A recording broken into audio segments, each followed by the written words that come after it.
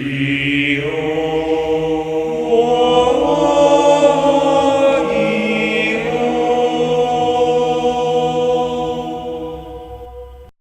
morning, YouTube. This is Daniel Pusula with Sonic Decks, and I'll be profiling for you my Domain Monarch deck.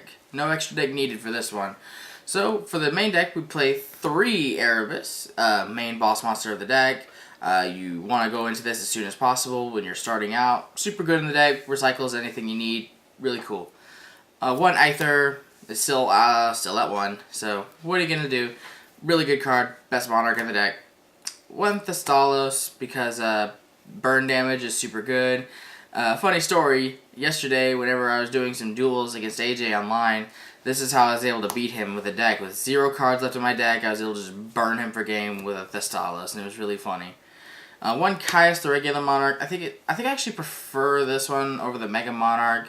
You could play the Mega Monarch if you so wished, but I think Caius is just like a little bit better in my opinion. But I like Caius a lot. It's super cool because he can banish himself and burn for damage, so that's pretty cool.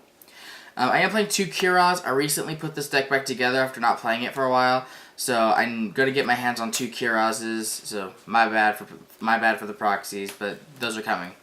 And then we are playing 2 Vanity's Fiend. Vanity's Fiend is actually like super accessible now because of the reprint, so it's super cheap and a really good card in this type of deck. Just super good to just drop this on your opponent and they can't special summon much at all, especially from their extra deck. So that's super good.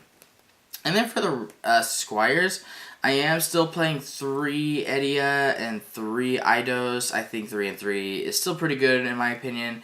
We are playing Allure of Darkness, so the 3 Dark Squires still pretty good to see as much as physically possible.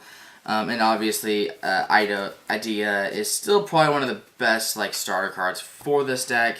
Very strong deck, very strong cards in my opinion. And then the 1 Maxi. It's the only hand trap I ever felt was needed in this type of deck, and it's the only hand trap I enjoy playing in this deck. For the spells, we are playing 1 Pantheism. Sad day, but you know what? 1 Pantheism is perfectly fine. It's easily recyclable. It's easily reusable. The card's very good. 1 Stormforth. So once again, sad day, but you know what? Stormforth is still very usable, recyclable still. And really good. I play 1 March of the Monarchs. I don't really like 2 in this type of deck. March of the Monarch is still pretty good though, being able to basically make all of your dudes masterpieces, and it's pretty strong. I enjoy this a lot. Then for the other one-offs, I do play 1 for 1 for the Edia, 1 Rhoda, also for the Edia. Being able to just have more Edias is really strong. Raigeki, just in case we're forced to go second and we need to do some board clearing. 1 Foolish Burial. Basically, this is really good late game because a lot of your Monarchs do a lot of good stuff in Graveyard. And 1 Upstart Goblin because we're playing 40 cards, so this means we play 39. And then for the other cards, we do play 2 Allure of Darkness. I think 2 is perfectly fine for this deck. I don't think you need 3. It's just a pretty strong card that allows us to really kind of just have more draw power. We play a lot of darks, so it's useful. 2 Return of the Monarchs. I don't think 3 is super necessary. You could play 3 if you want, but it just kind of came out to be a little bit cloggy in my opinion. I love this card to pieces, but I think 3 is a bit much right now. 3 Tenacity. You want to use this to search out any of your cards that you need. So 3 Tenacity. And 3 Domain of the Monarchs. We don't play any terraformings because there's plenty of ways of searching it, plenty of ways of getting it to our hand.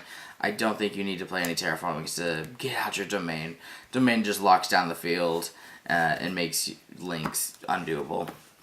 And then for the traps, we're playing 2 Prime Monarch and 1 Escalation of the Monarchs.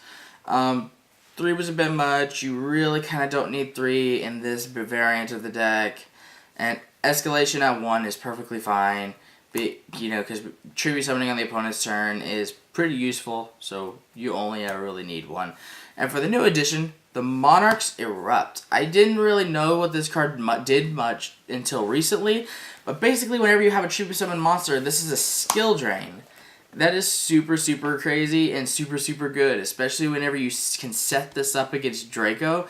It is super strong and super crazy, and I think this is a really great like new addition to the deck that I absolutely am loving, and I'm glad I was shown this, and I think that's super cool. And that's it for the deck. It's 40 cards. I do have a question though. The proxy dude. Yes. You don't have? What's his full name? Kuraz the Light Monarch. Okay, just double checking for those who want to look it up. I hope you enjoyed my Domain Monarch deck profile. It's a deck that doesn't really need an extra deck. It's super cheap.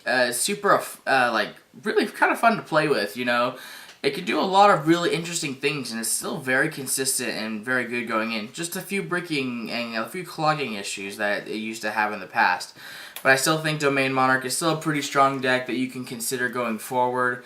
It's pretty splashable. You can mix it with Draco if you so wish, and I've tried it. I didn't like it too much myself, but if you really want to try it, you can.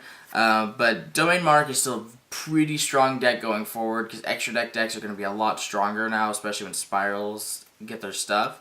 And I think being able to stop the extra deck is going to be pretty important with Domain, especially if you wanted to play a deck like this. Well, and that's all I have to say about that. See ya.